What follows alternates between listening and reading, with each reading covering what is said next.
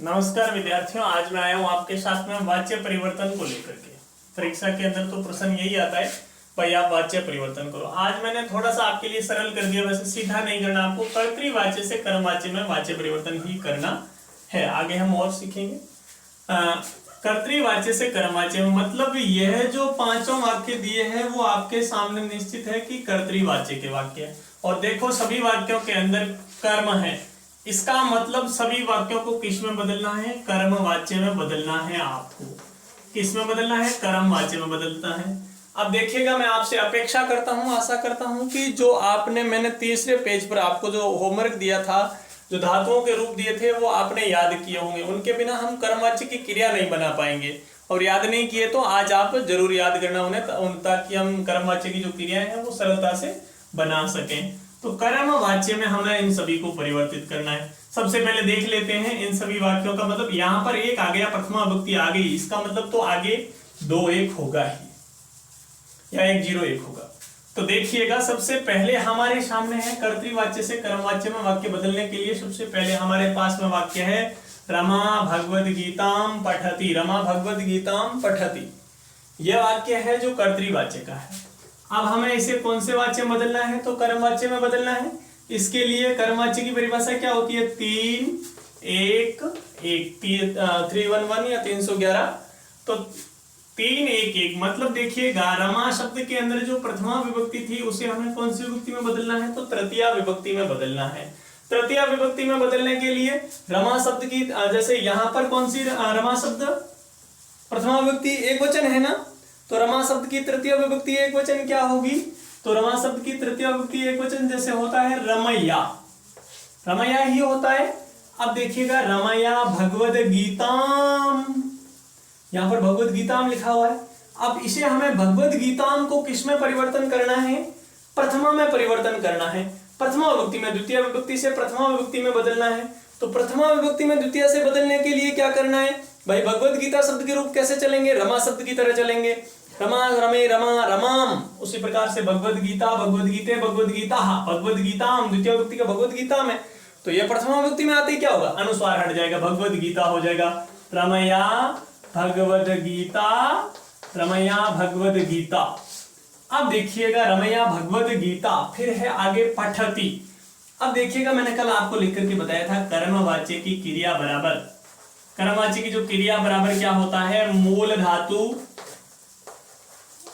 Plus यते येते और यंते। मतलब पहले तो आप मूल धातु लिख दो। कर्मवाच्य की क्रिया लिखते वक्त पहले आपको यह नहीं देखना है किसके आधार पर, पहले तो आप मूल धातु लिखो। मूल धातु यहां पर क्या है? पठ है, पठ धातु लिख दी हमने। देखिएगा, मैं यहां पर लिख करके बता देता हूं आपको। पठ मूल धातु हमने लिख दी यहां पर, पठ।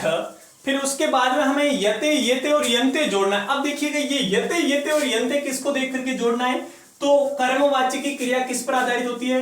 कर्म पर आधारित होती है। तो ये आपको देखना है कि भाई ये जो कर्म है वो एक वचन का है या द्विवचन का है या बहुवचन का है। यदि ये कर्म एक वचन का है तो यते जोड़ो, द्विवचन का है तो येते, और बहुवचन का है तो यंते जोड़ना है। अब देखिएगा, यहाँ पर पठ के बाद में हम भगवद गीता, मतलब भगवद गीता एक वचन का है तो पठ के साथ में क्या जोड़ेंगे? यते जोड़ेंगे। अब देखिएगा, पठ में ठ आधा था तो यहाँ पर ठ आधा रह जाएगा, या फिर पठ। अब यह को हम कई बार इसके अंदर ही जोड़ देते हैं, ऐसे लिख देते हैं पठ्यते, या फिर ऐसे भी लिख सकते हैं पठ्यते। ठीक है, तो रमया भगवद गीता पठ्यते, रमया भगवद गीता पठ्यते। अब देखिएगा, जो दूसरा वाक्य है आपके सामने है वो है सह देवालयम गच्छति। सह देवालयम गच्छति। तो देखिएगा, सह देवालयम गच्छति में सह की जगह पर क्या हो जाए? सह। पहले तो हम इसमें देख लेते हैं 1-2-1 है।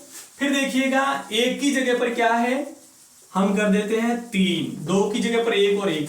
ठीक है, अब देखिएगा, सह है, सह शब्द क्या है? तत्शब्द पुल्लिंग प्रथमा विभक्ति एक वचन का है, तो सह की जगह पर क्या हो जाएगा? सह की जगह पर हो जाएगा भाई सह तौते तम तौतान तेन। तृतीय विभक्ति एक वचन का रूप क्या होता है? तेन होता है ना, तो लिख दिया हमने तेन। तृतीय विभक्ति कर दी सह की। देवालयम, देवालय शब्द देखिएगा पुल्लिंग का है।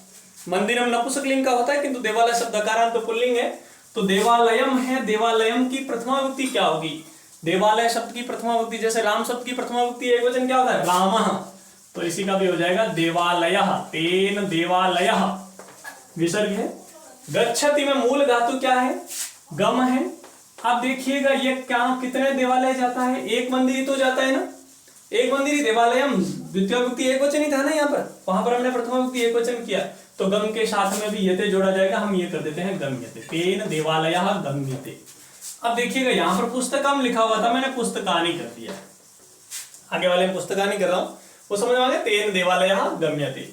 अहम पुस्तकानि पठामि, ठीक है, अहम पुस्तकानि पठामि, अहम कौन सी विभक्ति, प्रथमा, पुस्तकानि में प्रथमा द्वितीय दोनों है, तथापि द्वितीय गिनी जाएगी क्योंकि यहाँ पर प्रथमा है तो द्वितीय गिनी जाएगी। फिर देखिएगा एक, अब देखिएगा अहम पुस्तकानि पठामि, मैं किताबें पढ़ता हूँ, एक नहीं बहुत सारी किताबें पढ़ता हूँ आजकल, तो देखिएगा एक की जगह पर 3, 2 की जगह पर 1 और 1। अहम क्या है, अस्मत् शब्द प्रथमा विभक्ति एक वचन का रूप है, इसे हमें तृतीय में बदलना है, तो तृतीय विभक्ति एक वचन का रूप क्या होता है, जैसे मया, मया पुस्तकानि, पुस्तकानि का देखिएगा द्वितीय से प्रथमा में लाना होगा पुस्तकानि को। अब देखिएगा पुस्तकानि द्वितीय से प्रथमा में लाना है, तो भाई पुस्तकम सब तो नपुंसक लिंग है, नपुंसक लिंग में प्रथमा और द्वितीय में एक ही रूप चलते हैं, इसीलिए मया पुस्तकानि हो जाएगा, मया पुस्तकानि।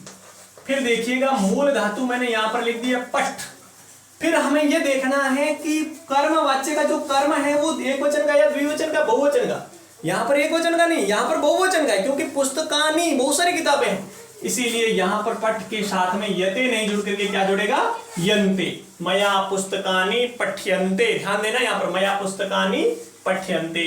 अब देखिएगा आगे हमारे पास में जो चौथा वाक्य है वो है त्वम ग्रंथम पठसि, त्वम ग्रंथम पठसि। देखिएगा त्वम ग्रंथम पठसि, त्वम में प्रथमा है, ग्रंथ में द्वितीय, और पठसि क्रिया है वो त्वम के आधार पर हुई है, ठीक है ना, हमेशा त्वम युवाम और युवम के साथ में मध्यम पुरुष की क्रिया जुड़ती है। तो देखिएगा त्वम ग्रंथम पठसि, 3 1 1 यदि नियम करें हम तो त्वम की जगह पर क्या हो जाएगा, त्वम युवाम युवम यूयम, त्वाम युवाम युष्मान, त्वया युवाभ्याम युष्माभि, मतलब तृतीय विभक्ति एकवचन का रूप क्या हुआ, त्वया। तो हमने यहाँ पर लिख दिया प्रथमा से इसको बदल दिया तव्या। ग्रंथम, ग्रंथम की जगह पर क्या होगा भाई, ग्रंथम शब्द पुल्लिंग का है, ग्रंथ शब्द, इसकी द्वितीय विभक्ति एकवचन हुई है, ग्रंथा ग्रंथो ग्रंथा ग्रंथम, तो इसकी जगह पर क्या हो जाएगा, प्रथमा विभक्ति एकवचन का रूप क्या होता है, त्वया ग्रंथः। फिर देखिएगा आगे पठ धातु, और इसके साथ में यते जोड़ना है क्योंकि एक ही ग्रंथ पढ़ रहा है तो ठीक है ना, त्वया ग्रंथः पठ्यते, त्वया ग्रंथः पठ्यते, तेरे द्वारा ग्रंथ पढ़ा जाता है। अब देखिएगा आगे जो आपके पास में अंतिम वाक्य है उसमें लिखा हुआ देखिएगा चंद्रशेखर शीत व्यजनम पश्यति। अब देखिएगा चंद्रशेखर प्रथमा विभक्ति, शीत व्यजनम और क्रिया है वो कर्तानुसारिणी है। चंद्रशेखर शब्द की तृतीय विभक्ति हो जाएगी चंद्रशेखरेण, चंद्रशेखरेण। अब देखिएगा शीत व्यजनम मतलब कूलर, तो शीत व्यजनम यहां पर तो द्वितीय का है, शीत व्यजनम देखिएगा शीत व्यजनम शब्द है वो है द्वितीय विभक्ति का,